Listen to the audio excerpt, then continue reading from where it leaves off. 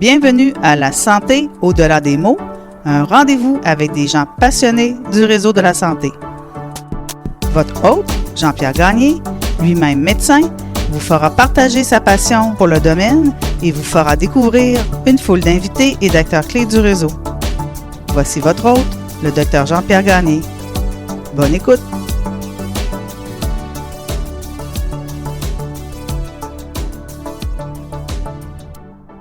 Je reçois cette semaine Dr Julie Alette qui enseigne et pratique la chirurgie hépatobiliaire, pancréatique et oncologique à l'hôpital Sunnybrook de Toronto.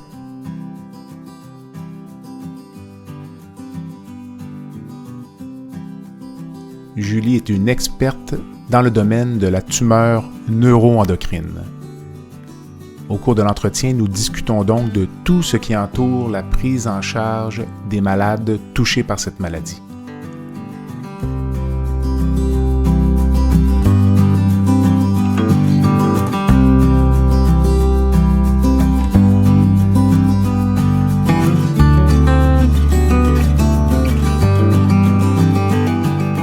Je tiens cependant à souligner que cet entretien ne remplace en aucun cas la rencontre avec votre médecin. Si vous avez des symptômes, consultez et je vous souhaite une bonne écoute.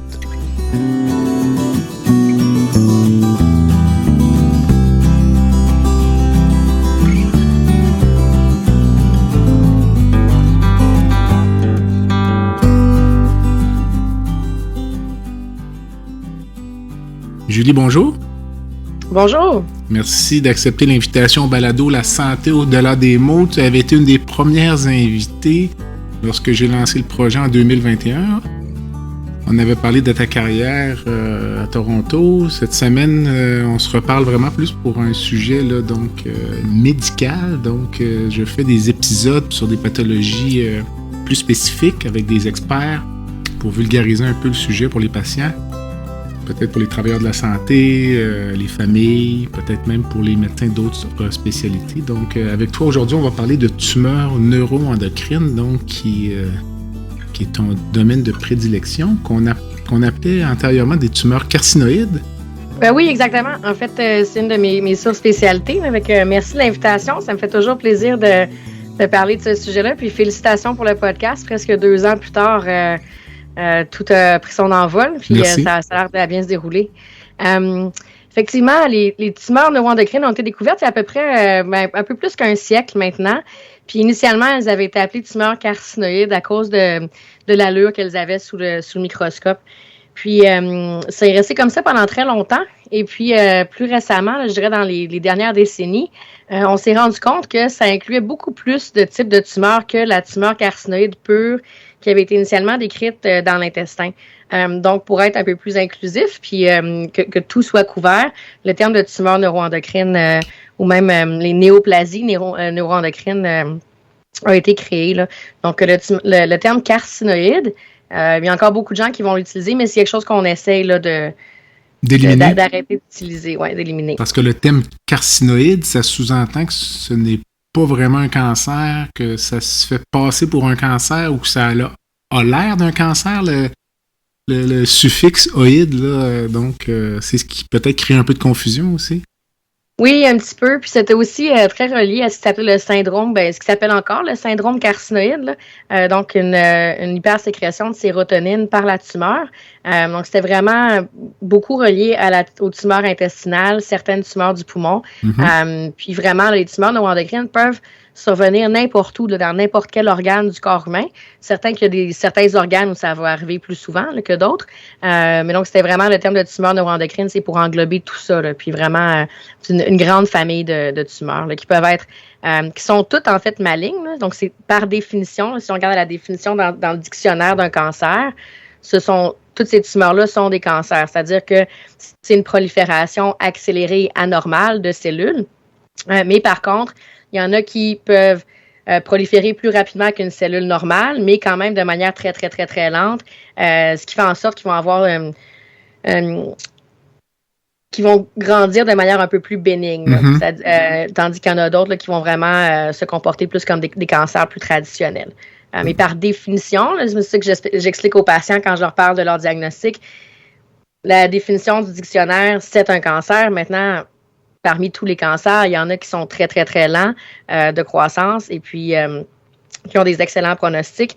Et puis, il y en a qui sont plus dangereux et plus agressifs, évidemment. Comment vas-tu? Je te consulte. Moi, on m'a dit que j'avais une tumeur neuroendocrine. On va rentrer peut-être dans les détails selon les organes plus tard, mais comment tu vas m'expliquer ça, là, donc, que j'ai une tumeur neuroendocrine? Les gens connaissent bien le cancer du côlon, le cancer du sein. Là, on tombe dans une pathologie qui est plus rare. Là. Comment t'assures-tu que le patient sorte et comprenne sa pathologie? Oui, mais ça dépend un peu c'est quel type de tumeur neuroendocrine, parce qu'il y en a qui sont très, très, très bénignes puis qu'on ne va même pas traiter. Mm-hmm. Quand ce sont celles qui vont requérir un traitement, en général, moi, ce que je leur dis aux patients, c'est donc vous avez un diagnostic de tumeur neuroendocrine. Par définition, c'est un cancer. Donc, si vous regardez dans le dictionnaire, vous avez un cancer, prolifération anormale de cellules. Par contre, c'est un cancer qui est différent du cancer dont vous entendez parler le plus souvent de deux manières. La première, c'est que c'est quelque chose qui grandit de manière très, très lente. Donc, ça fait probablement 10 à 15 ans pour que la tumeur soit rendue où elle est aujourd'hui. Et deuxièmement, c'est une tumeur qui parfois peut sécréter des hormones qui peut vous rendre malade. Donc, c'est ça qui est très différent des autres types de cancers. Et la majorité des patients avec ce type de cancer vont vivre pendant des années avec leur cancer, ce qui fait que le traitement est un peu différent des autres types de cancers dont vous avez pu entendre parler. Et j'explique aussi que c'est un cancer qui est peu connu et qui est plutôt rare. Donc, c'est important d'aller chercher l'information pour s'éduquer, là où l'information va être valide et révisée. Parce qu'on peut voir toutes sortes de choses en ligne ou ailleurs, puis c'est pas nécessairement la vérité. Est-ce qu'il y a des sources sur le net qu'on peut donner aux patients, qu'on pourrait fournir peut-être dans les notes de balado?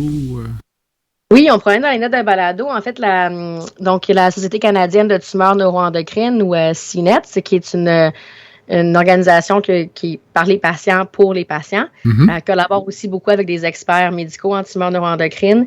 L'autre ressource à laquelle je réfère mes patients beaucoup aussi, c'est la Carcinoid Cancer Foundation aux États-Unis. Et puis, finalement, il y a un blog qui est par un patient britannique, donc qui a une tumeur neuroendocrine, qui est traité depuis des années pour une tumeur neuroendocrine qui s'appelle Ronnie Allen, qui, je pense que c'est parmi la meilleure vulgarisation de sujets très complexes en tumeur neuroendocrine que j'ai vu. Et c'est une ressource fantastique pour les patients. Puis nous, on a tendance à donner ça au diagnostic. Comme ça, les gens peuvent aller dans des sources qui sont vérifiables. Parce qu'il y a quelques années, on avait fait le tour de ce qu'on peut trouver sur Internet avec mon équipe de recherche.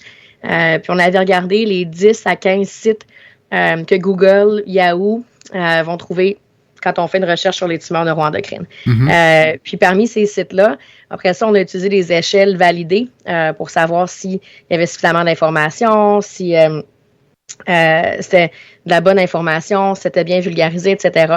Puis, comme on pouvait s'y attendre, la majorité de ces sites Internet-là sont peu valides, l'information n'est pas nécessairement celle que les patients recherchent. Donc, il faut faire très attention. Puis, après avoir fait ce travail-là, maintenant, on a monté une liste de ressources là, qu'on peut donner aux patients au moment du diagnostic.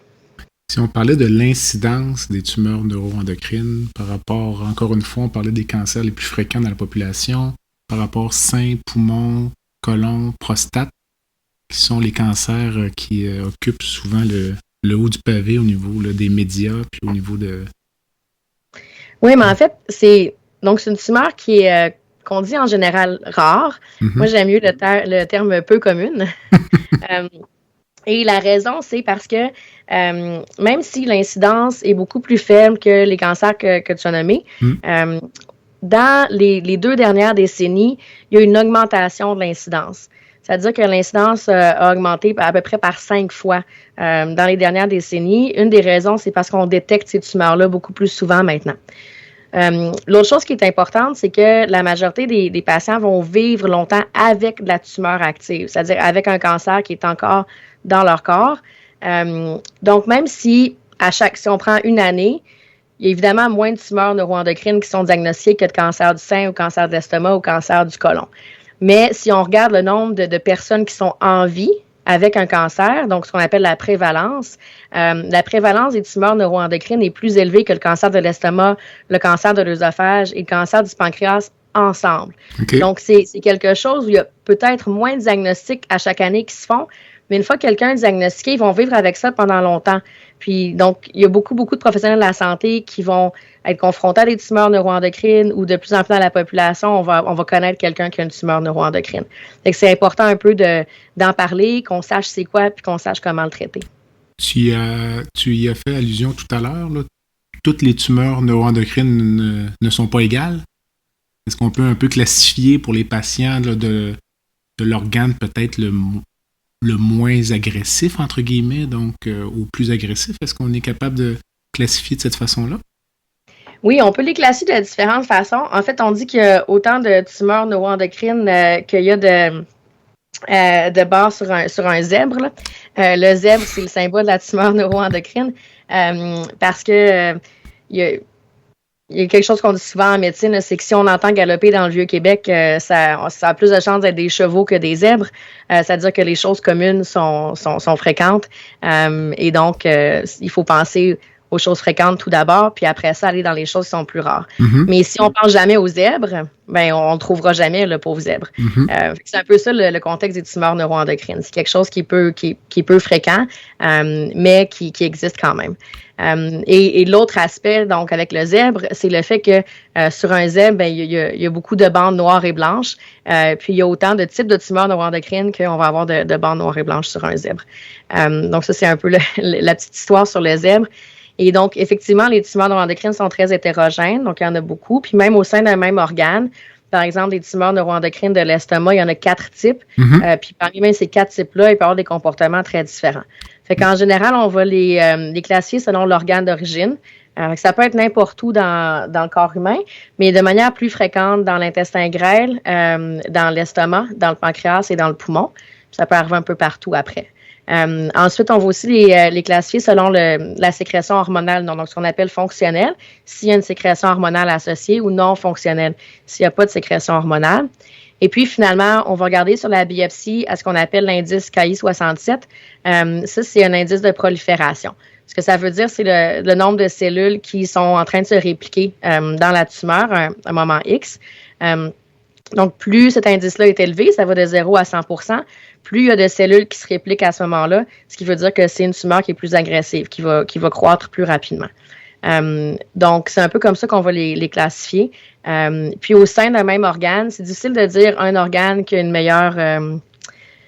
qui va avoir un meilleur comportement qu'un autre, là, ou un meilleur pronostic, parce que, par exemple, les tumeurs neuroendocrines du rectum, lorsqu'elles sont très petites, en bas de 2 cm, on peut simplement les resséquer localement à travers le rectum même, sans chirurgie dans l'abdomen. Exactement, par les voies naturelles. Et puis, et c'est tout ce qu'on a besoin de faire. Après ça, on n'a plus besoin de monitoring, on n'a plus besoin de tests, on n'a plus besoin de traitement. Alors que si c'est une lésion qui est de plus de 2 cm, ça, c'est des lésions qui deviennent beaucoup plus dangereuses à ce moment-là et celle-là requiert là, des chirurgies oncologiques formelles, donc avec une incision sur l'abdomen, puis d'enlever le rectum au complet. Mm-hmm. Donc, même au sein d'un même organe, il peut y avoir beaucoup de variations au niveau du comportement de ces tumeurs-là. Donc, c'est ça qui les rend très intéressantes. Effectivement. Si on aime les zèbres, évidemment. Oui, mais c'est un très bel animal. Hein? Tout à fait. Alors moi, si je te consulte pour une tumeur neuroendocrine, là, quand je sors de ma consultation, les renseignements que je devrais avoir en main, évidemment, c'est l'organe touché. Tu m'as parlé du Ki-67. Quelles autres données importantes là, devraient m'être fournies donc, par le clinicien? L'organe touché, le Ki-67, ce qui va vous donner le grade, en fait, de la tumeur. 1, 2 ou 3. Ensuite, la différenciation, si c'est bien ou pas vraiment différencié. Et puis, s'il y a une sécrétion hormonale associée. Et finalement, s'il y a des métastases. C'est-à-dire, est-ce que la tumeur est limitée à l'organe, d'où est l'origine, ou est-ce qu'il y a de la tumeur là, qui s'est disséminée dans d'autres organes? Est-ce que mon médecin devrait rechercher la sécrétion hormonale tout le temps ou seulement si j'ai des symptômes? Oui, mais ça dépend de l'organe. Encore, ça dépend de la tumeur. Celles qui sont les plus fréquentes, c'est les tumeurs intestinales. Pour celles-là, en général, on va le dépister de manière de routine. Donc, on fait ce qu'on appelle un test de 24 heures d'urine pour détecter ce qu'on appelle des 5-HIA, qui est en fait un produit de la sérotonine. Donc, quand on produit de la sérotonine et le corps la décompose pour l'éliminer, ça va être éliminé sous forme de 5-HIA dans l'urine. C'est comme ça qu'on détecte la sécrétion de sérotonine. Parce que c'est très, très fréquent dans les tumeurs intestinales, on va le faire de manière routinière. Okay. Pour celles où il y a la sécrétion hormonale peut être moins fréquente, par exemple le pancréas, le rectum, l'estomac, on va se baser sur les symptômes. Okay. Donc, on va poser des questions clés pendant l'entretien clinique, puis s'il y a une suspicion de symptômes, à ce moment-là, on va faire les tests en fonction du type de symptômes. Pour nos auditeurs, donc 5-HIA, 5 traits d'union en lettres majuscules, ouais. HIAA. Donc exact. Ça se retrouve assez facilement. Moi, mon père a eu une tumeur neuroendocrine là, de l'intestin grêle. Puis là, moi, je suis un peu inquiet. Alors là, je vais peut-être avoir le loisir de te rencontrer. Est-ce que tu pourrais me parler des facteurs de risque, l'incidence génétique ou le dépistage, même à la limite? Oui, mais ça, c'est une super bonne question parce que c'est des questions qui sont le sujet de beaucoup de recherches à l'heure actuelle. Okay. Fait qu'en fait, encore là, ça dépend du type d'organe. Donc, pour les tumeurs intestinales, c'est rare qu'il y ait un lien génétique qui peut être fait. Les facteurs de risque, je veux dire, il y en a une liste très, très longue qu'on peut retrouver dans la littérature, mais c'est un peu comme dans tous les cancers. Tout peut être associé au cancer, mais il n'y a pas un facteur de risque identifié, là, comme la cigarette peut l'être avec le cancer du poumon, par exemple. Okay. Puis ce que je dis souvent à mes patients, c'est vous n'avez rien fait pour que le cancer se développe, puis il n'y a rien que vous auriez pu faire pour que le cancer ne se développe pas. À l'heure actuelle, on ne sait pas exactement ce qui va déclencher le processus. Pour ce qui est de la génétique, donc en cancer intestinaux, c'est rare qu'on va avoir une association avec des syndromes génétiques.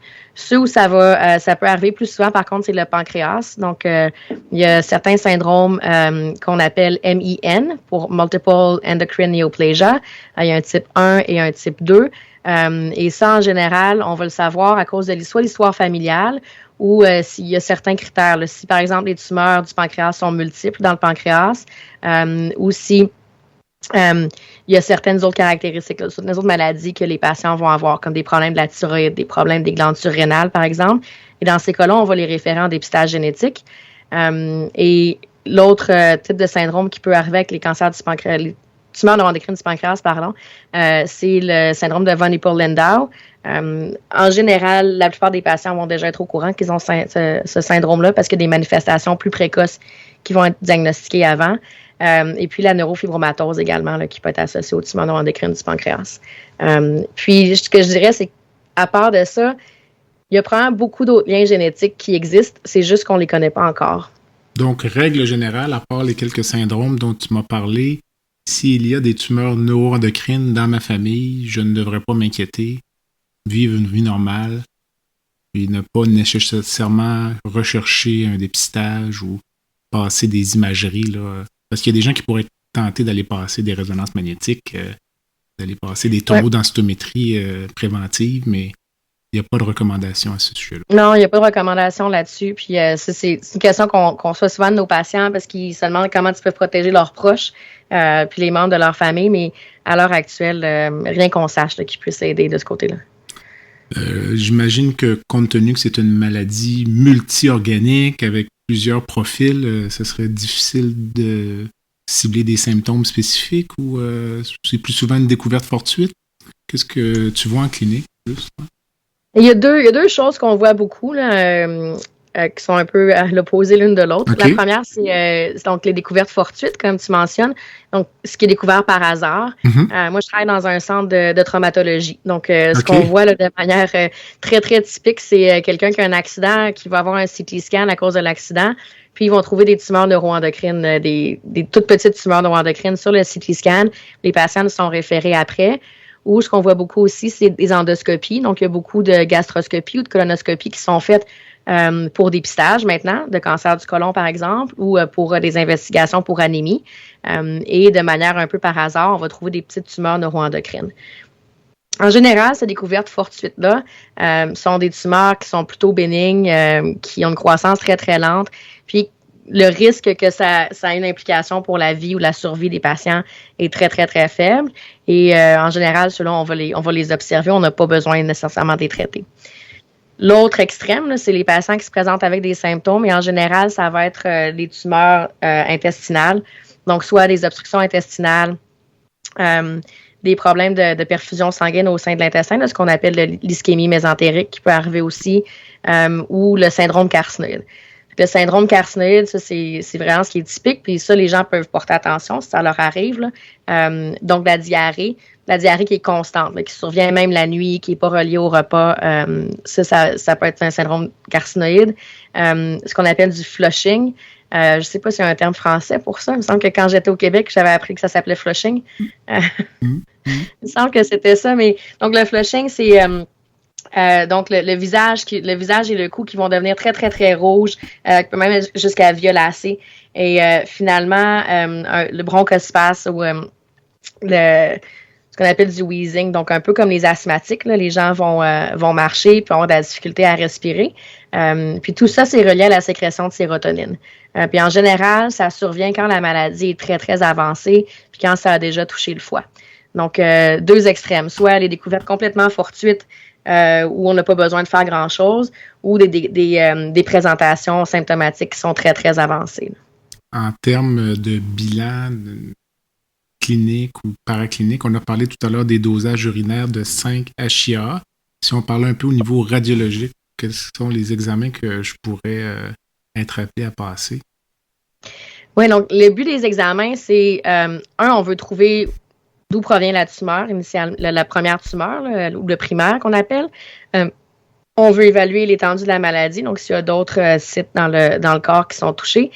Et puis, on veut aussi voir un peu si la tumeur est très agressive ou pas. Donc, s'il y a une croissance très, très rapide ou pas. Et ce qu'on va faire pour ça, mais d'abord, les CT scans. Puis ça, un CT scan pour trouver toutes les petites tumeurs là, primaires. Il y a certains CT qui sont très, très particuliers à faire, entre autres ce qu'on appelle un CT entérographie. Mm-hmm. Donc, pour voir à l'intérieur de l'intestin grêle. Puis ça, ces scans-là ne sont pas faits dans tous les hôpitaux. Donc, des fois, il faut aller en centre spécialisé pour s'assurer que ça soit fait, que ça soit bien fait et bien lu. On va avoir un CT scan aussi qui va regarder tout l'abdomen et le pelvis pour savoir s'il y a des métastases au niveau du foie ou ailleurs dans l'abdomen. Et finalement, du thorax pour voir s'il y a des métastases au niveau pulmonaire. Ensuite, parfois, on va faire une résonance magnétique. Ça, on va la faire dans des circonstances particulières. Par exemple, s'il y a des métastases au niveau du foie, on va avoir une meilleure évaluation du foie avec une résonance pour savoir exactement combien il y a de tumeurs et où elles sont situées. On peut faire des résonances du pancréas parfois pour rechercher des tumeurs pancréatiques, par exemple. Et finalement, l'autre test qui est fait de manière de routine là, sur presque tous les patients, c'est un PET scan. Et un PET scan avec ce qu'on appelle du gallium, qui est l'agent là, qu'on va mettre en intraveineux pour trouver des tumeurs neuroendocrines. Avec un PET scan, c'est fait en médecine nucléaire. Donc, ce qui se passe, c'est que le gallium 68 est injecté en intraveineux. Puis ça, c'est un marqueur qui va aller s'accrocher sur les cellules de tumeurs neuroendocrines. Et après ça, sur l'imagerie, nous, on va voir que partout où il y a des tumeurs neuroendocrines, ça va s'allumer. Donc, ça va... C'est très clair, là. Ça va juste être démontré sur le PET scan, puis on va pouvoir voir partout où il y a des lésions. Ça nous permet parfois, de définir où est-ce qu'il y a des métastases qu'on aurait manquées sur le CT scan seulement, par exemple. Et puis, deuxièmement, le niveau de brillance, c'est-à-dire plus que la lésion est avide, plus que ça va être brillant sur le PET scan, mieux la tumeur va se comporter. Si ça s'allume là, juste un tout petit peu, puis on n'est pas trop certain, ça en général, c'est pas très bon. Ça veut dire que la tumeur capte moins le traceur et donc va avoir un moins bon comportement. Donc, ça nous donne aussi une information au niveau de la biologie de la tumeur. Là. En général, ça va être ça. Puis après, comme on a parlé avant, là, les tests urinaires ou des tests sanguins là, pour la sécrétion hormonale. On va prendre une courte pause et on va revenir pour parler du traitement chirurgical. Le podcast La santé au-delà des mots est une présentation du groupe conseil Beauchamp, Beaulieu, Dessureau, Toupin de la financière Banque nationale Gestion de patrimoine. Comme nous croyons que la santé financière fait partie de la santé globale, nous sommes heureux de nous joindre au Dr Jean-Pierre Gagné pour vous souhaiter une bonne saison de La santé au-delà des mots. Tu veux lancer ton propre podcast, mais tu ne sais pas comment t'y prendre? Pas de problème. Mouton Marketing peut t'accompagner de la conception au lancement. Envoie ton idée de podcast à bonjour@gomouton.com. bonjour@gomouton.com. L'univers du podcast t'attend.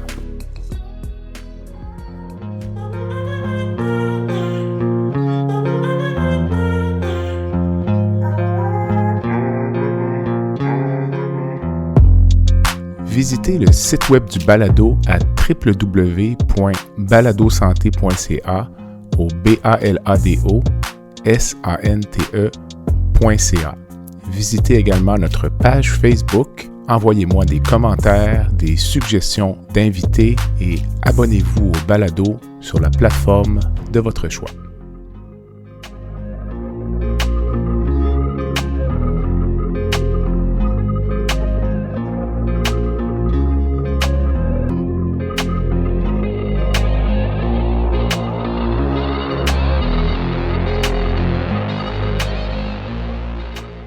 Julie, si on parlait un peu de la chirurgie dans le traitement des tumeurs neuroendocrines, donc ça demeure une maladie chirurgicale, donc quel est l'objectif de la chirurgie lorsqu'on opère un patient qui a une tumeur neuroendocrine? Oui, j'aime ça entendre ça, une maladie chirurgicale, parce que c'est exactement ça. C'est probablement un des cancers où il y a le plus de rôle pour le traitement chirurgical, à la fois dans les maladies qui sont localisées, c'est-à-dire qui sont confinées à un organe, on peut resséquer cet organe-là puis avoir traité le cancer complètement. Puis aussi, quand on a des maladies qui sont plus extensives, là, donc avec des métastases dans d'autres organes, la chirurgie a un rôle super important à jouer. Puis ça, c'est un message que je peux lancer, là, c'est si vous traitez des tumeurs neuroendocrines, si vous avez une tumeur neuroendocrine, essayez d'avoir un contact avec un chirurgien. Le pire qui peut arriver, c'est qu'on dise qu'il n'y a pas de rôle pour la chirurgie, mais parce que souvent, ce rôle-là est sous-estimé. Il y a beaucoup de patients qui passent à côté de traitements qui pourraient les avoir aidés. Puis, les objectifs de la chirurgie en tumeur neuroendocrine, c'est un peu différent dans d'autres cancers. Là. Si on a un cancer du pancréas, par exemple, le rôle de la chirurgie, ça va être ce qu'on appelle la visée curative, donc de retirer le cancer complètement pour arriver à le guérir, entre guillemets, puis à ce qui est plus du tout cancer détectable. Mm-hmm. En tumeur neuroendocrine, souvent, c'est pas possible de faire ça parce que la majorité des patients nous arrivent avec la maladie métastatique, donc qui est rendue dans plusieurs organes à la fois. Puis même, c'est rare qu'on est capable d'enlever toute la maladie. Mais quand même, enlever 70-90% de la maladie peut avoir un bénéfice sur la survie des patients, mais aussi la qualité de vie, puis la capacité à avoir d'autres traitements dans le futur. Donc moi, ce que j'explique la plupart du temps aux patients, c'est pas une maladie, on sera pas capable de vous guérir. On n'enlèvera jamais la tumeur neuroendocrine au complet, mais le but, c'est traiter ça un peu comme une maladie chronique. Donc, les gens là, qui ont le diabète, par exemple, ils vont toujours avoir le diabète, mais ils vont être traités avec de l'insuline, puis on peut contrôler.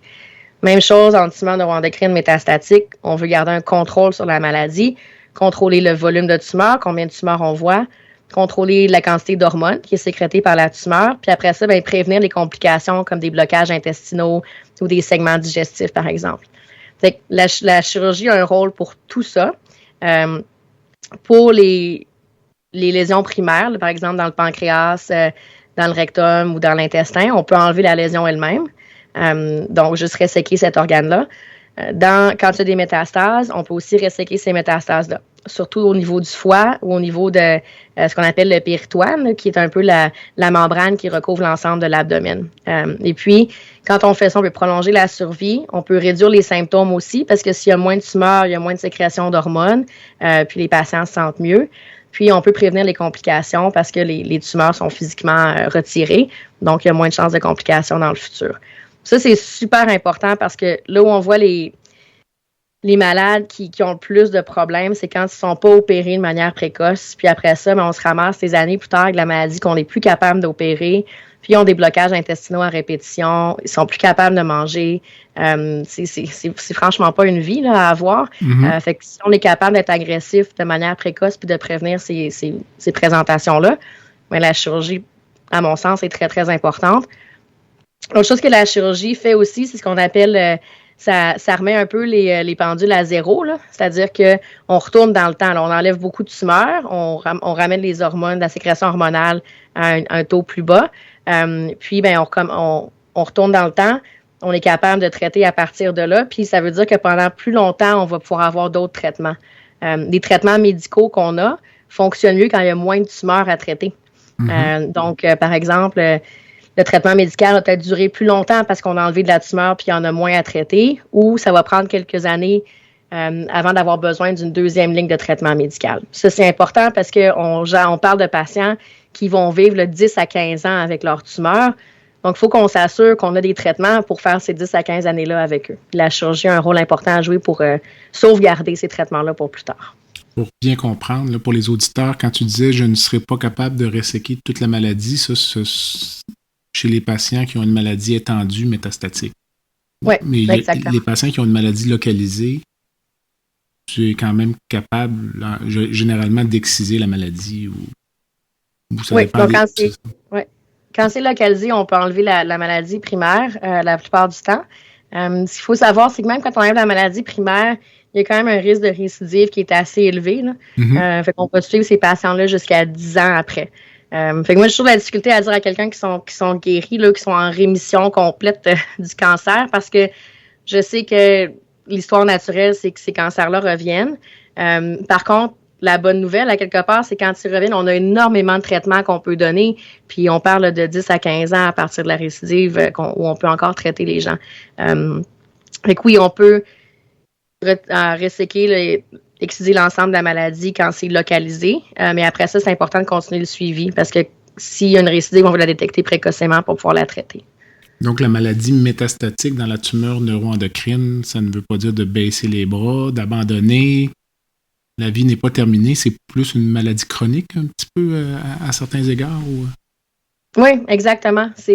Moi, c'est comme ça que je le présente aux patients ou quand je reçois les médecins qui nous envoient des patients aussi, c'est une maladie chronique. La survie, là, dans toutes les tumeurs neuroendocrines, la survie à 20 ans, c'est à peu près 48 %. C'est les données qu'on a en Ontario. Fait que presque un patient sur deux, après un diagnostic de tumeur neuroendocrine, va être en vie à 20 ans. Même si il y a à peu près la moitié des patients qui vont avoir des métastases au diagnostic ou qui vont en développer. Fait qu'on parle d'un patient sur deux qui a des métastases en tumeur neuroendocrine et malgré ça, la majorité des patients vont vivre jusqu'à 20 ans et plus. Fait que ça démontre un peu là, ça peut durer très, très longtemps. C'est une façon très différente de traiter. Mais effectivement, le message, c'est qu'il ne faut pas baisser les bras. Puis surtout, il faut trouver une équipe qui connaît ces tumeurs-là.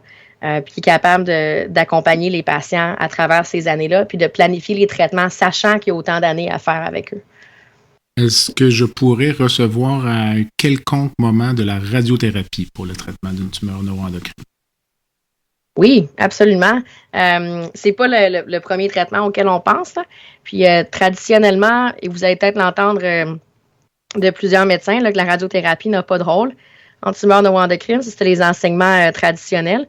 Mais de plus en plus, on se rend compte qu'il y a un rôle pour la radiothérapie. Comme toute chose, ce qui est important, c'est qu'il faut un peu gérer la radiothérapie en fonction des particularités des tumeurs neuroendocrines. Donc, la façon dont la radiothérapie en tumeur neuroendocrine va être délivrée est différente. Les doses sont différentes, la cédule est différente. Je ne sais pas dans tous les détails, là, j'ai des collègues qui sont spécialisés là-dedans, mais tout ça pour dire qu'on peut avoir de très bons résultats. Nous, on l'utilise pour le traitement des tumeurs, donc des métastases hépatiques dans certains cas. On l'a utilisé aussi dans le traitement des tumeurs neuroendocrines du pancréas ou des tumeurs fonctionnelles chez des patients qui ne sont pas capables d'avoir de chirurgie. On a été capable de contrôler la sécrétion hormonale, contrôler la tumeur pendant plusieurs années avec la radiothérapie. Et également, dans les métastases osseuses, on peut avoir des très bons résultats.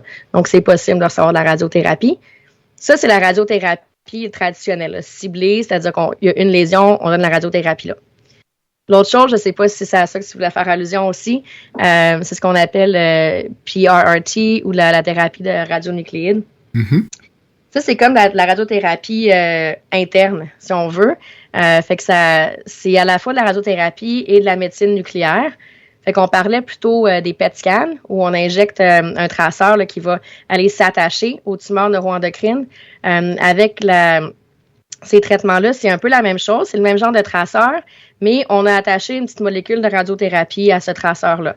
Donc, c'est une injection intraveineuse et puis le traitement va aller s'attacher aux cellules de tumeurs neuroendocrines et va donner de la radiothérapie directement dans la cellule, directement dans le cancer. Donc, ça, c'est des traitements qui sont un peu plus nouveaux au Canada, mais qui ont été utilisés en Europe, là, en Australie, depuis quelques décennies. Là. En termes de chimiothérapie, dans les cas simples, une tumeur neuroendocrine de l'intestin resséquée au complet, est-ce que tu vas m'offrir un traitement? Non, c'est ça qui est le fun aussi, qu'on peut traiter les patients juste avec la chirurgie. Puis disons la place de la chimiothérapie pour la maladie plus avancée, récidivante, métastatique. Mais ça dépend de type de tumeur. Donc, pour les tumeurs qui sont de bas grade, donc qui ont une croissance très lente, la chimiothérapie aide pas beaucoup parce que la chimiothérapie, ce que ça fait, c'est que ça va tuer les cellules qui prolifèrent très, très, très rapidement. Donc, si les cellules prolifèrent lentement, la chimiothérapie n'aura pas d'impact dessus. Donc, pour ces traitements, ces tumeurs-là, heureusement, c'est la majorité, on a d'autres types de traitements qu'on va utiliser. Pour les tumeurs qui sont plus agressives, là, puis qui ont une croissance très, très rapide, là, on a des types de la chimiothérapie qu'on peut utiliser. Puis à ce moment-là, qui va être très, très efficace. Et comme autre traitement pour la tumeur neuroendocrine, là, donc notamment ce qu'on appelle sandostatin, là, pour ne pas le nommer, les patients peuvent être appelés à recevoir ça à un certain moment dans leur traitement. Ça va être à quel moment? Oui, c'est en fait... la plupart des patients vont en avoir à un moment donné dans leur traitement. Là, c'est souvent ce qu'on donne au tout début, donc en première ligne. Souvent aussi en combinaison avec la chirurgie ou en combinaison avec d'autres traitements. Moi, ce que j'explique aux patients, c'est que dans la majorité des cas, là, c'est donc pour la maladie métastatique, donc en disséminée. Puis, ça va être la base de leur traitement et à cette base-là, on va ajouter d'autres modalités comme la chirurgie ou les traitements de radiologie, etc. Ce que ça fait, donc c'est les analogues de la somatostatine. Et ces médicaments-là, ce qu'ils font, c'est qu'ils mettent la cellule en dormance. Là. Donc, ça ne va pas réduire la taille des tumeurs, ça ne va pas les faire fondre ou les faire disparaître, mais ça va les endormir, puis ça va...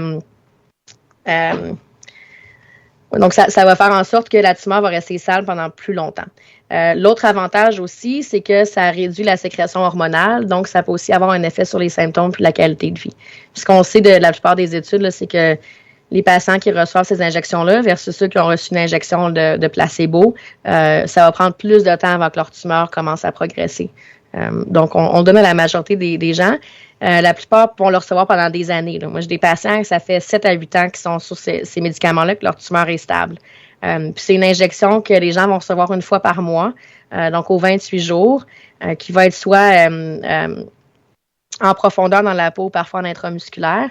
Et puis, les compagnies qui font ces médicaments-là ont des programmes avec des infirmières qui peuvent aller chez les patients pour administrer la médication à tous les mois. Donc, c'est fait pour être facile pour les patients. Est-ce qu'il y a des nouveautés? Est-ce qu'il y a des choses dont tu entends parler? Peut-être qui s'en viennent au cours des prochaines années pour les patients qui ont des maladies métastatiques, notamment? Ou... Oui, il y a beaucoup de choses. Il y a beaucoup qui s'est fait dans, je dirais, les 10-20 dernières années. Là. Ça a explosé, là, les options thérapeutiques en tumeur neuroendocrine. Okay.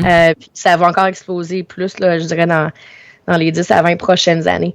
Les choses qu'on voit à l'heure actuelle, c'est les traitements là, de médecine nucléaire. Donc, selon je parlais le PRT, il y a un agent qui est autorisé au Canada, aux États-Unis à l'heure actuelle qui s'appelle le Lutathera. Mais il y a d'autres agents qui sont testés présentement. Entre autres, il y a des traitements avec ce qu'on appelle des alpha emitters. Donc, c'est des particules alpha qui sont un peu différentes, qui ont potentiellement qui ont plus de réponses. Mais ça, c'est encore des phases préliminaires d'études qui sont faites. Il y a beaucoup de recherches qui se fait en immunothérapie également. Malheureusement, les tumeurs neuroendocrines jusqu'à présent n'ont pas démontré beaucoup de réponses à l'immunothérapie. C'est un peu différent de ce qu'on a vu en cancer du rectum, en cancer du poumon ou en mélanome, par exemple. Mais on se rend compte que quand on combine les différents types d'immunothérapie, on serait peut-être capable d'avoir plus de réponses. Donc, il y a beaucoup de travail qui se fait de ce côté-là. Je pense que c'est ça qu'on va voir dans les prochaines années. Les traitements de médecine nucléaire puis l'immunothérapie éventuellement. C'est un message qui est quand même porteur d'espoir parce que on dit si vous avez une tumeur neuroendocrine qui est métastatique, vous avez un pronostic vital qui peut peut-être atteindre 20 ans. Ce qui qui fait qu'on a beaucoup de temps pour voir l'apparition de nouveaux traitements. Donc, absolument.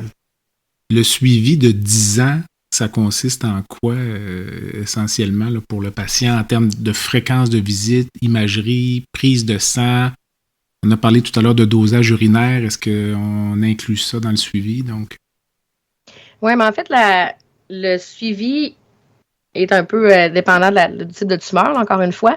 En général, les principes, c'est que c'est des tumeurs qui ont tendance à récidiver, mais lorsqu'elles récidivent, ça va prendre plus longtemps. Encore une fois, parce que c'est des tumeurs qui ont une croissance lente. Donc, on n'a pas besoin de faire un suivi très, très serré dans le temps, mais il faut que ça s'étende sur très longtemps. Okay. Donc, la plupart des recommandations, moi, je suis les recommandations de la Société de tumeurs neuroendocrines du Commonwealth, puis nord-américaine également, qui sont sorties il y a quelques années. Donc, on va faire des CT scans, des résonances magnétiques à tous les ans. Dans certains cas, à tous les 2 ans. Ce sont des tumeurs qui sont de très, très bons pronostics. Puis ça, c'est la base. Donc, c'est vraiment de l'imagerie.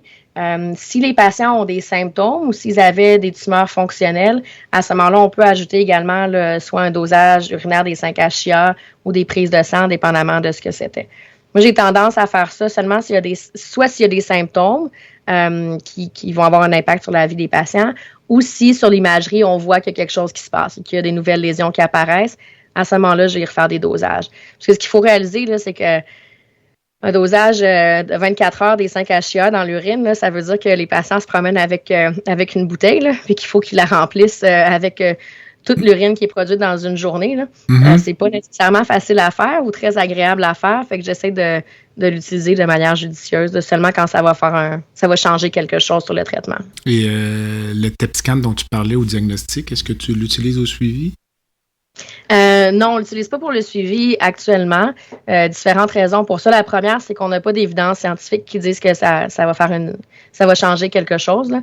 Donc, on fait pas de routine. L'autre chose, c'est dans beaucoup de centres au Canada, ça va pas être couvert. Donc, c'est couvert une fois au début au diagnostic. Puis les scans répétés sont pas nécessairement couverts. Donc, on va avoir tendance à l'utiliser seulement si on trouve quelque chose pendant le monitoring, puis qu'on n'est pas trop sûr de ce que c'est, puis que le PET scan pourrait nous aider à élucider un peu ce qui se passe, mais on ne le fait pas de manière routinière. Et l'objectif du suivi radiologique, même si la maladie évolue lentement, je présume que c'est dans le but peut-être de documenter la récidive le plus précocement possible, ce qui permet parfois d'intervenir. Oui, c'est exactement ça. On a beaucoup, beaucoup de traitements qui sont disponibles, puis on est capable de traiter avec des très, très bons pronostics là, pour des années après que la récidive soit identifiée. Fait qu'on veut être sûr qu'on l'identifie de très, très tôt pour que les patients puissent bénéficier des traitements disponibles. Et on suit 10 ans. Mais minimum 10 ans. Minimum, OK.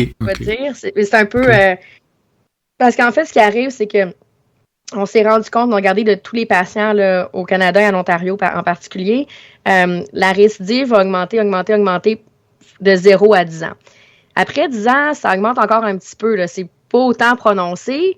C'est que la récidive n'est pas nulle, mais beaucoup plus faible. Et donc, ce que les recommandations disent, c'est après 10 ans, on peut considérer d'arrêter la surveillance, mais il faut en discuter avec les patients pour s'assurer que tout le monde est confortable avec la décision. OK, donc le patient qui serait un peu anxieux ou qui désire un suivi, on pourrait le prolonger, mais peut-être l'espacer encore. Oui, c'est ça. Ça pourrait être raisonnable de le prolonger. Il n'y a rien qui nous dit qu'on doit cesser à 10 ans. Ce que je retiens, là, c'est une tumeur vraiment différente des tumeurs traditionnelles. Ça peut valoir la peine de l'opérer, même si on ne l'enlève pas au complet. Oui. On doit quand même s'attendre régulièrement à avoir une récidive, même si la maladie a été resséquée au complet au début. Puis, même si la maladie devient métastatique, donc il y aura toujours des traitements à offrir, puis un excellent pronostic. Je ne sais pas s'il y avait d'autres messages clés, peut-être, que tu pourrais nous laisser. Oui, en fait, je dirais peut-être les deux choses, c'est que il faut y penser, là. On parlait des EM puis des chevaux quand on entend galoper dans le Vieux-Québec. Là. Des fois, il faut penser aux EM parce que si on n'y pense pas, on ne trouvera pas. Puis du côté des patients, là, je pense que il faut pas sous-estimer le rôle que les patients, les familles vont avoir à être à chercher à avoir un diagnostic, chercher à avoir un traitement différent. Donc, si vous pensez à une tumeur neuroendocrine, mais ça vaut la peine là, de chercher l'information, chercher des gens qui connaissent ça ou des travailleurs de la santé qui connaissent les tumeurs neuroendocrines. Je pense que le pouvoir des patients est très, très important dans les maladies comme ça. Puis l'autre chose, c'est...